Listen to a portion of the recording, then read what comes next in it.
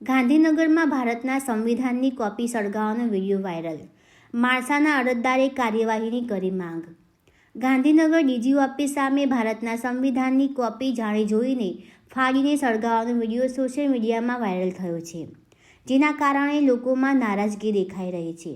જેના વિરુદ્ધ માણસા તાલુકાના માણેકપુર ગામના ગૌતમ બુદ્ધ નામના અરજદારે ગાંધીનગર 21 પોલીસ સ્ટેશનમાં તાત્કાલિક ધોરણે કાયદેસરની કાર્યવાહી કરવા માટે અરજી દાખલ કરી છે. અરજી અનુસાર 17 નવેમ્બર 2025ને રાત્રે લગભગ 10 વાગે અરજદારે એમના વોટ્સએપ ગ્રુપ તેમજ વ્યક્તિગત મેસેજ મારફતે એક વિડીયો પ્રાપ્ત થયો હતો. આ વિડીયોમાં એક વ્યક્તિ જેનું નામ રાજુભાઈ વરુભાઈ પરમાર, રહેવાસી વસઈ પરમારવાસ, તાલુકો વિજાપુર, જિલ્લો મહેસાણા હોવાનું જણાવવામાં આવ્યું છે. તે પોલીસ ભવન સામે ભારતના સંવિધાનની કોપી ફાડીને એને સળગાવતો જોવા મળે છે. અરજદાર મુજબ આ વિડીયોને લોકપ્રિયતા મેળવવા માટેનો કેમિયોવાદી સ્ટન્ટ કહેવાયો છે અને એનાથી સમાજની સામાજિક અને રાષ્ટ્રીય લાગણીઓ દુભાઈ છે. વિડીયોમાં તમે જોઈ શકો છો કે ધારાસભ્ય જિગ્નેશ મેવાણી અને ભીમ આર્મીના અધ્યક્ષ તથા સાંસદ ચંદ્રશેખર આઝાદ વિશે અપમાનજનક શબ્દો બોલવામાં આવ્યા હોવાનું પણ સામે આવ્યું છે. વિડીયો હાલમાં સોશિયલ મીડિયા પર ઝડપી ગતિએ ફેલાઈ રહ્યો છે.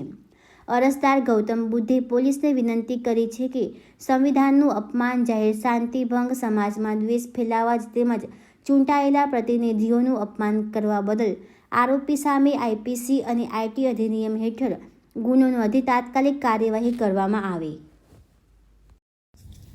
29 નંબર થી ને ઓમાં ગોય તો અવાજ આવે થોડી થોડી પૂરે પેલા પેજેલા ચોરો ને જો 29/9/94 પેજની એક અરજી પોલીસ ભવનમાં આપેલી છે.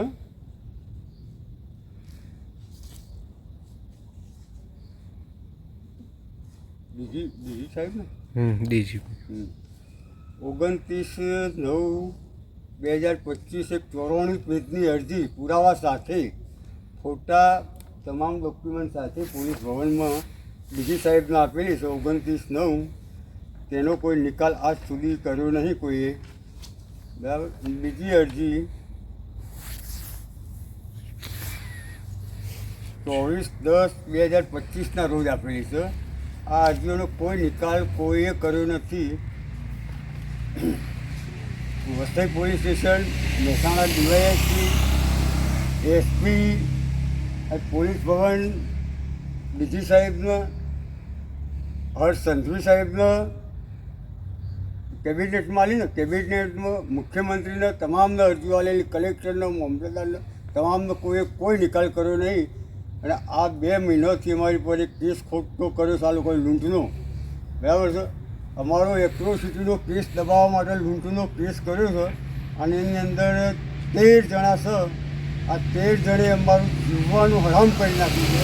પોલીસ કોઈ એક્શન લેવા માગતી નહીં.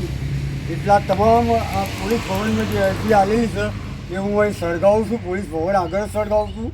અને આ જે સંવિધાન છે ભારતનું એ પણ હું ડીજી ઓફિસ આગળ સળગાવું છું. કારણ કે સંવિધાનનો કોઈ મતલબ રહ્યો નથી. આ સંવિધાનનો કોઈ મતલબ રહ્યો નહીં. બરાબર. આ સંવિધાન ખાલી નોમનું છે.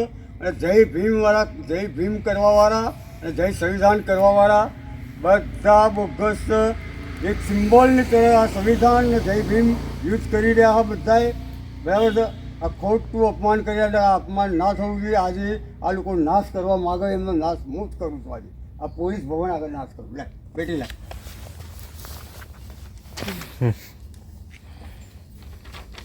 બગાડ છોડ.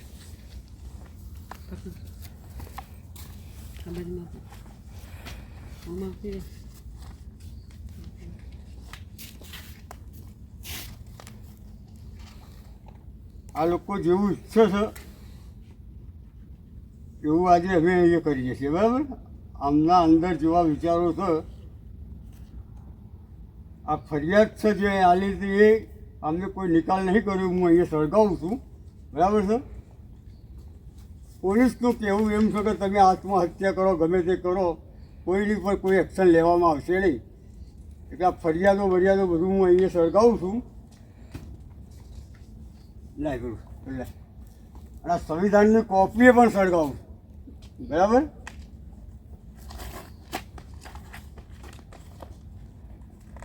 પોલીસ આ સંવિધાનની કોપી છે.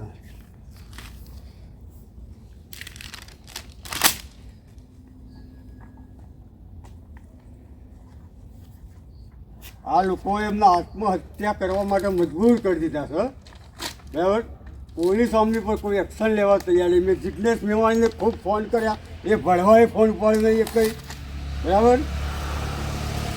એ ભળવાએ કંઈ ફોન ઉપાડ્યો નહીં. હરગાઈ શું શકું હરગાઈ. એટલે જે ચંદ્રશેખર આઝાદ કહે છે ને એના તો હું ઘેર સુધી જઈ આવ્યો છું. ઘેર સુધી જઈ આવ્યો. એને આજે 10 ફોન કરે, ભળવાએ કંઈ ફોન નહીં પાડ્યો. બરાબર છે. આ જય ભીમવાળા અને જય સંવિધાનવાળા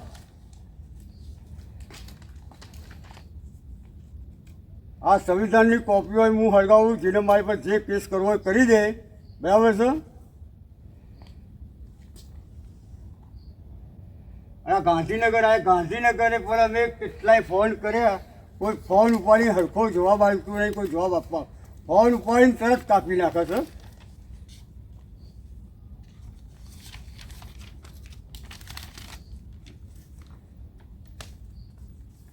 પોલીસ ખુદ એમ કહે છે કે તમે જાઓ, તમારા થાય કરી લો, આત્મહત્યા કરો. બરાબર. પોલીસ ખુદ કોઈ કાયદાને માનવા તૈયાર નહીં. આ સંવિધાનની કોપી હરગાવું છું. બરાબર છે.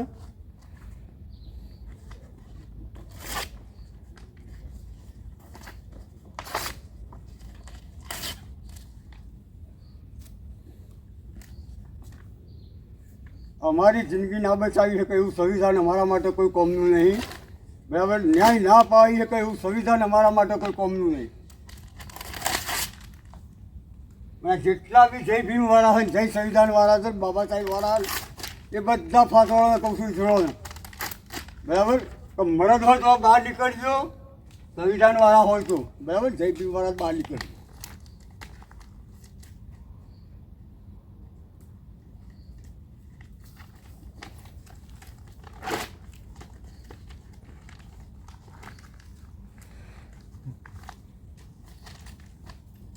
આ ખાલી પીલી બધા ડંકા કરશો ને, રેલીઓ બેલીઓ કાઢવાના. બરાબર છે. રોજ કંઈક દલિતોની બેન બેટીઓ પર બળાત્કાર થાય છે. બરાબર. કંઈક દલિતોને નાગા કરીને ફેવડાવવા માંડી. બરાબર.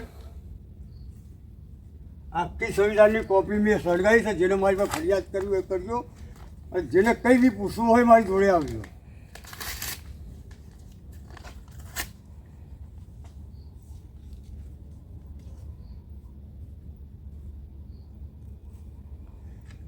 આ જેવું ભાજપ સરકાર ઈચ્છે છે, જેવું પોલીસ ઈચ્છે છે, એવું આ પોલીસ ભવન આગળ જ એવું કર્યું છે. બરાબર છે. પોલીસે એવું ઈચ્છે છે કે સંવિધાન આ દેશમાં ના રહેવું જોઈએ, તો અમે જ શરૂઆત કરી છે સંવિધાન ખતમ કરવાની. બરાબર. હું પોતે દલિત છું.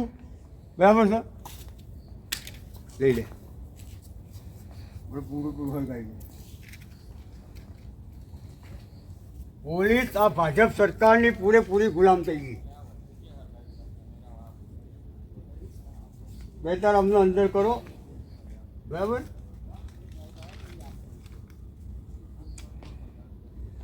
એ વિડીયો વાયરલ કરી દે. ચાલ વાયરલ કર. બરાબર. આ ભળવા જય ભીમવાળા અને સંવિધાનવાળા અને બાબા સાહેબવાળા બધા ભળવા હન ફાતળા બધા જણાશો. બરાબર. આ બધા ભળવા હન ફાતળા એક જ દલિત નહીં. દલિતના બીજનો એક કંઈ નહીં. તો દલિતના બીજનો હોત ને તો આજે બેન બેટીઓ પર ખુલ્લા બળાત્કાર નાખા. બે કોઈ દલિતને નાગો કંઈ ફેવરેટ નહીં. આ કોઈની તાકાત નહીં. આ બધા ભળવા છે અને નીચ છે, નાલાયક છે. આ દલિત નહીં, આ બધા ડોકલા. ચંદ્રશેખર આઝાદને પણ હું મળવા ગયો હતો, અને એને પણ કેટલાય ફોન કરાવીને એક ફોન પાડીને જિજ્ઞેશ મેવાણી કેટલા ફોન કર્યા. જિજ્ઞેશ મેવાણીના કેસમાં બોલાયો હતો, ભાઈ ભળવો આવ્યો નહીં. બરાબર છે. આ બધા પૈસા કમાવામાં જ પડ્યા છે. અમને સત્તા અને પૈસા બીજું કશું જોઈતું નહીં. બેડો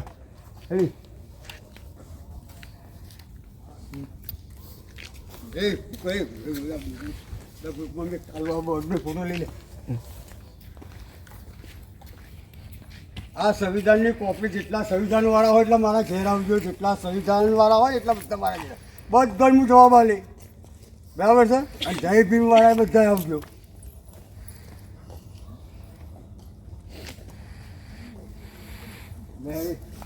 બધા ભૂખ મંગાવી